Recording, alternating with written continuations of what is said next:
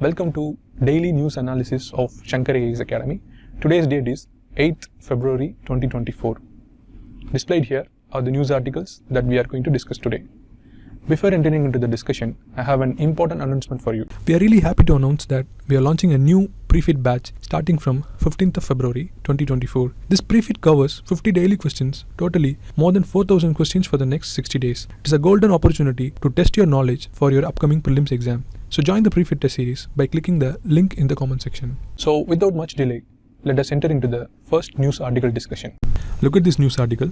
Recently, the International Energy Agency released a report called Indian Oil Market Outlook 2030. The findings of this report indicate that India will be the largest source of global oil demand by 2030. This is the crux of this article. In this analysis, let us see about the International Energy Agency from the prelims perspective. What is International Energy Agency?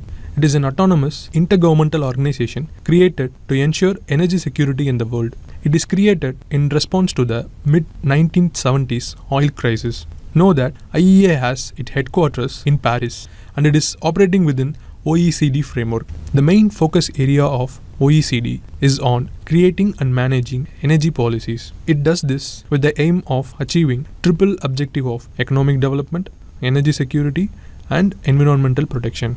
With these basics, let us see about the membership of OECD. OECD consists of 31 member countries and 13 associated countries. Note that India joined this organization in 2017 as an associate member.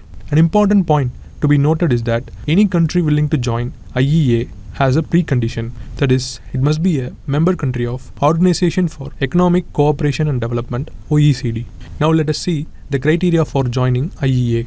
Firstly, the country should have a crude oil reserve which should be immediately accessible to the government. This could be used to address the disruptions to global oil supply. Note that this reserve should be equivalent to 90 days of previous year's net imports. Secondly, the country should have a minimum restraint program to reduce national oil consumption by up to 10%. Thirdly, the member should have adequate legislative and organization capacity to operate the Coordinated Emergency Response Measures, that is CERM, on a national basis.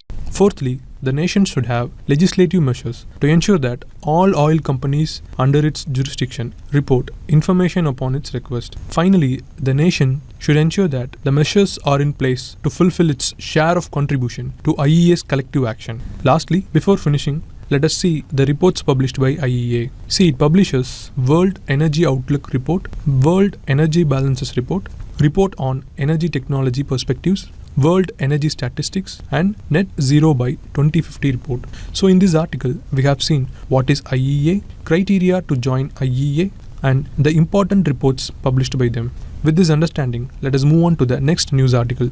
Look at this article. This article talks about the new process of selecting election commissioners in India. See, this is a historic step in Indian politico-administrative system. Why? Because this is the first time the consultative process to appoint an election commissioner is used. Know that this was put in place after a Supreme Court verdict and subsequent creation of a new law. This is the crux of the article. In this analysis, we shall see about the selection process of chief election commissioners and other election commissioners and see how this process got evolved.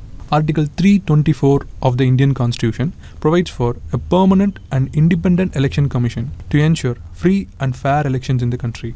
Now let us trace the process of appointment of election commissioners. See, the power to make appointments were exclusive to the executives or government. This has been a source of controversy as various governments used it to name the officer of their choice. Moreover, this process is opaque as the Prime Minister has the real power to decide the appointment, whereas the President is merely appointing the chosen candidate. As this matter went to Supreme Court, it analysed the legislative history of Article 324, including the discussions happened in the Constitution Assembly. As a result, the court observed that the founding fathers of the Constitution did not want the executive to have the exclusive authority.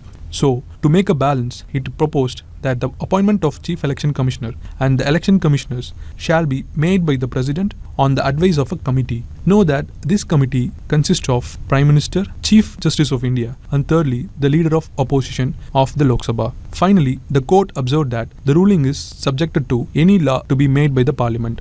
On pursuing this, the Parliament enacted the Chief Election Commissioners and Other Election Commissioners Act 2023. Know that this act replaced the Election Commission Act 1991. This act provides that the Chief Election Commissioner and other election commissioners will be appointed by the President upon the recommendations of a selection committee. Moreover, it also provides that the selection committee will consist of the Prime Minister, the Union Cabinet Minister, and the leader of opposition or the leader of the largest opposition party in the Lok Sabha. This committee will select from the list of names as proposed by the search committee, which is headed by the Cabinet Secretary. Notably, this act makes that the eligibility for the post will be equivalent to the secretary to the central government. Moreover, kindly note that with regard to their removal, the act retains the same constitutional provisions of Article 324(5) that allows Chief Election Commissioner to be removed like a Supreme Court judge, while other election commissioners can be removed on the recommendations of Chief Election Commissioner. With this understanding, let us move on to the next news article.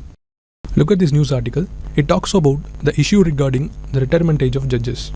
Here the central government opposed the idea of parliamentary panel to extend the retirement age of Supreme Court and High Court judges. This panel had suggested to increase the tenure of judges based on the factors like health, quality of judgments, and quantity of judgments delivered.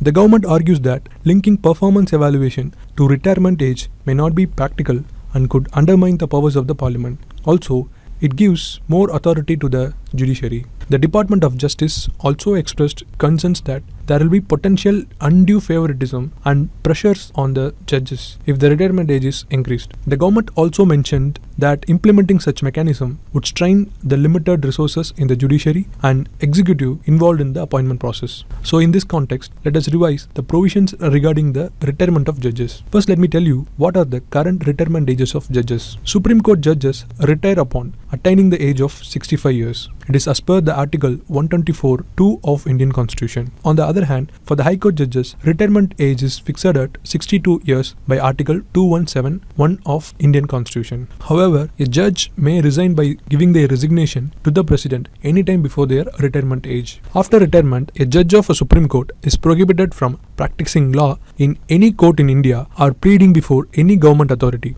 As per Article 128 of Indian Constitution, any retired judge of Supreme Court of India can be called back to sit and act as a Supreme Court judge. This can be done with the prior permission of President of India. This is all about the general information regarding the retirement of judges. So as we have seen in the news, government is opposing the parliamentary panel's suggestion to increase the retirement age of the judges, right? So now let us see the reasons stated by the Justice Department for not increasing the judges' retirement age. First is, if this is done, then it will be benefiting non-performing and underperforming judges or inefficient ones also.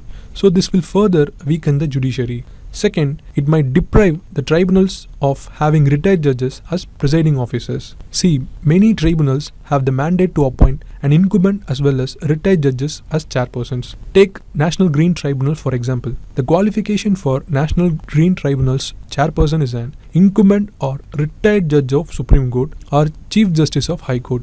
If the retirement age is increased, then only the incumbents will be considered for their said position. Third, a similar proposal will be put forward by the other government employees also. Employees at central and state levels, public sector undertakings, commissions may raise their similar demands. This will create a problem and will also increase the unemployment rate further.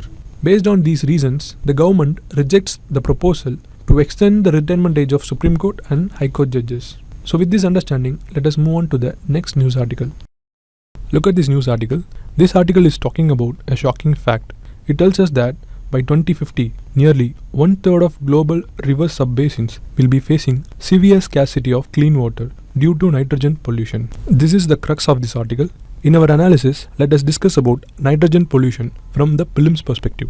See, the atmospheric dinitrogen makes up 78% of our atmosphere, but it is inert in nature and hence it doesn't react. However, over the past 100 years, humans have converted nitrogen into various reactive forms through fertilizer manufacturing, burning of fossil fuels, etc. Know that this has created an unprecedented change to the global nitrogen cycle. Now let us see how nitrogen can act as a pollutant. Nitrogen becomes a pollutant when it escapes into the environment and reacts with other organic compounds. Know that it is either released into the atmosphere or gets dissolved in the water sources such as rivers, lakes, groundwater, or remains in the soil. See, when it is released into the water, it will lead to biodiversity loss, eutrophication, and blue baby syndrome. Moreover, the nitrogen contaminated drinking water can cause reduced blood function, cancer, and endemic goiters, etc. In the land, surplus inputs of nitrogen compounds can easily lead to soil acidification. Now let us see how it pollutes when released into air. See, nitrous oxide, another oxide of nitrogen, is a greenhouse gas polluting the atmosphere. Let us see some of the characteristics of it. Firstly, nitrous oxide is 300 times more potent than the carbon dioxide. Secondly, it has the third highest concentration after CO2 and methane to be responsible for the global warming. Thirdly, it is the only remaining threat to the ozone layer. This is because it accumulates in the atmosphere over a long period of time, just like carbon dioxide. Know that it can live in atmosphere for up to 125 years. So with this, let us move on to the next part of our discussion, which is preliminary practice question discussion. So look at this first question. Consider the following statements about the International Energy Agency. The first statement is the membership is exclusive to the developed nations. This statement is incorrect because it is open to all the nations. India is also a member and it has 31 member nations. The second statement is it is created in the aftermath of 6 days war. This statement is also incorrect because it was created after the 1973 oil crisis. The third statement is right because IEA publishes International Energy Outlook. So basically, first and second statements are incorrect. Third statement is right. So the answer is option A. So in this question, they are asking about which are all the following adds nitrogen to the soil. Excretion of urea by animal. Burning of coal by man does not directly add any nitrogen to the soil, so this is wrong. Third one is death of vegetation. Yeah, this is correct. So basically 1 and 3 are correct. So the option is C. So in this question they are asking about the election commission. The first statement is Constitution prescribes its strength as a 3-member body, which is wrong because Constitution does not prescribe any strength for the election commission. Rather, it gives powers to the president to decide time to time. The second statement is the members are selected by a committee consist of Prime Minister, Leader of Opposition, and Chief Justice of India. This statement is also incorrect because the select committee consists of Prime Minister, Leader of Opposition, and Union Cabinet Minister as per the latest act. The third statement is the removal procedure is equivalent to the Judge of High Court. This statement is also incorrect because the removal procedure is equivalent to the Judge of Supreme Court. So all the statements are incorrect. So the answer is option D. Displayed here is the mains practice question for you today. Understand the question and try to answer it in the below comment section. With this, we come to the end of this news article discussion. If you like the video, do like, share and subscribe to Shankar AIS Academy. Thank you so much for watching.